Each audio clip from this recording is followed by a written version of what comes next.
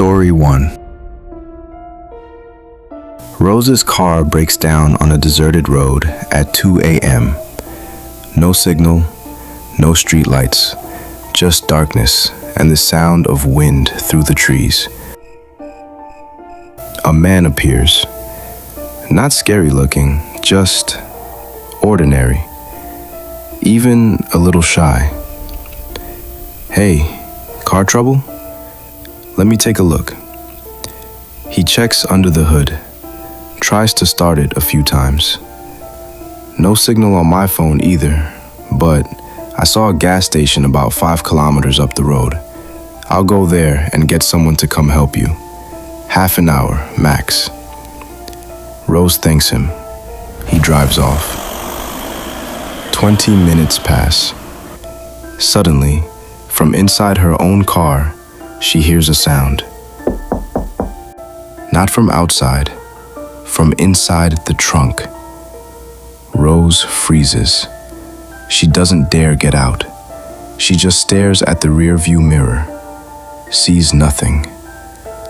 A few minutes later, then the sound of the trunk being opened, slowly. Then silence. Then footsteps. Footsteps circling the car. Left side, right side, front, back. Rose looks through every window, sees no one, but the sound is there.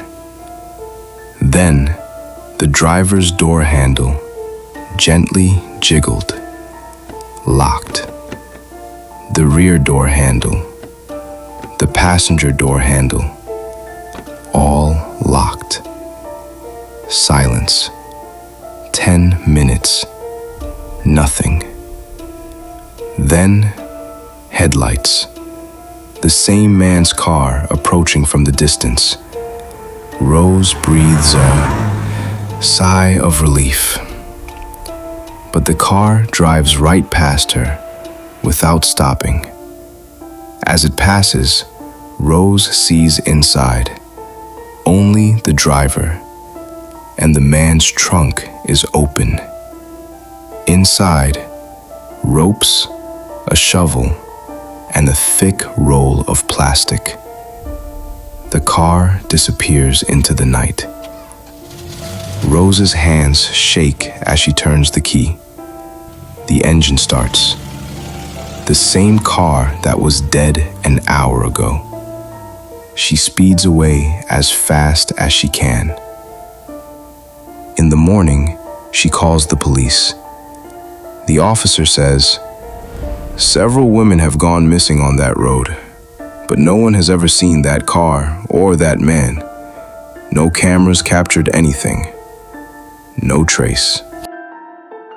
Story 2. I was driving home after visiting my parents in a small town about 4 hours away. It was late, much later than I had planned. By the time I reached the mountain highway, it was almost 1:40 a.m. The road was completely empty. No gas stations, no houses, no streetlights, just miles of dark asphalt cutting through dense forest. I hadn't seen another car in nearly 20 minutes. Then, without warning, my engine lost power. The dashboard lights flickered. The steering wheel became heavy. A second later, the engine died completely. I coasted to the side of the road and came to a stop. I tried starting it again. Nothing. Again. Nothing. The battery worked. The lights worked. But the engine wouldn't even try to turn over. My phone showed no service. Perfect. I switched on my hazard lights and leaned back in my seat, hoping another driver would eventually come by. About 10 minutes later, I saw headlights in my rearview mirror. I actually smiled. Finally, someone. The vehicle slowed down as it approached.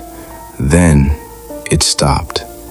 Not behind me, not beside me, roughly 100 meters back. It just stopped.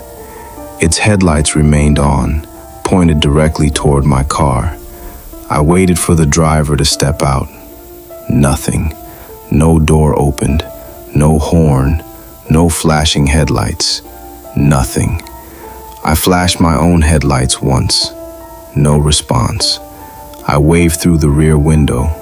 Still, nothing. The car simply remained there, watching. At least, that's what it felt like. 5 minutes passed, then 10, then 15. The car never moved an inch. I started making excuses for it. Maybe their car had broken down too. Maybe they were afraid. Maybe they were calling roadside assistance. But something about it didn't feel normal. If someone stopped to help, why stay so far away? Why not come closer? Eventually, something happened that made my stomach tighten. The headlights suddenly went out, completely. The road disappeared into total darkness. For a few seconds, I couldn't even see where the other vehicle had been. I kept staring into the blackness. Even though I couldn't see it anymore, I was certain it was still there, waiting, watching. I don't know how long I sat frozen. Maybe 5 minutes, maybe 15. Finally, I convinced myself I was overreacting. I grabbed the flashlight from my glove compartment, unlocked my door, and stepped outside. The night was unbelievably quiet. No wind, no insects, nothing. I took a few cautious steps toward the darkness. That's when the headlights exploded back on. High beams, straight into my eyes. I froze. For a split second, I couldn't see anything except white light. I turned around, ran back to my car, slammed the door shut, and locked it. My heart was pounding so hard I could hear it. I stayed there for what felt like another hour. The headlights never moved, never flickered, never got closer. Eventually, exhaustion started replacing fear. I told myself the driver was probably asleep, or waiting for daylight, or maybe just as scared as I was. Around 4:30 in the morning, the sky began to brighten. The darkness slowly faded. I looked into my mirror. The headlights were gone. I blinked, looked again. Nothing. The road behind me was completely empty. No car, no tire tracks, no sound of an engine leaving. Nothing. It was as if the vehicle had never existed. About 30 minutes later, a roadside assistance truck arrived. Apparently, another driver had reported seeing my hazard lights hours earlier. The mechanic managed to restart my engine within minutes. It turned out to be a minor electrical fault. As he packed up his tools, I casually mentioned the strange car. He looked at me and asked, "Where exactly was it parked?" I pointed behind my vehicle. "About 100 meters back." He didn't answer immediately. Instead, he walked to the edge of the road and looked down. Then he turned back toward me. "You sure?" "Yeah," he frowned. "If you're talking about that spot," he pointed into the distance, "there isn't any road there." I walked over beside him, and that's when I finally noticed it. The pavement ended only a few meters behind my car.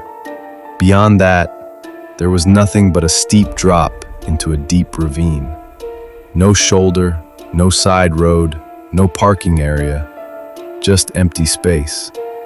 There was simply nowhere a car could have stopped. I stood there for a long time, trying to convince myself I'd misjudged the distance in the dark. Maybe it had been farther away. Maybe I'd imagined part of it. Maybe.